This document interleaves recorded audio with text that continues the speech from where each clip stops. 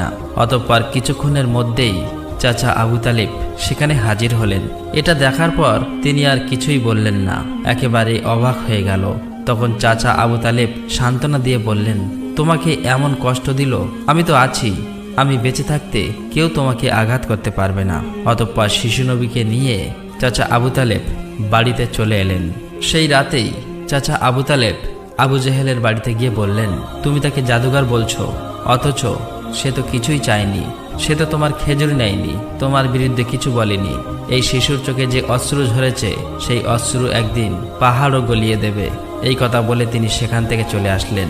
এই কথা শুনে আবু জাহেল কোনো জবাব দিল না, কারণ এই শিশুর মধ্যে এমন কিছু ছিল যা সে অনুভব করতে পারছিল কিন্তু স্বীকার করতে পারছিল না। আসলে আবু জাহেল ছিল মিথ্যাবাদী এবং অত্যাচারী।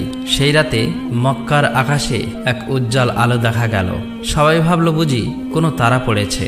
ফেরেশতারা একে একে নেমে আসলো।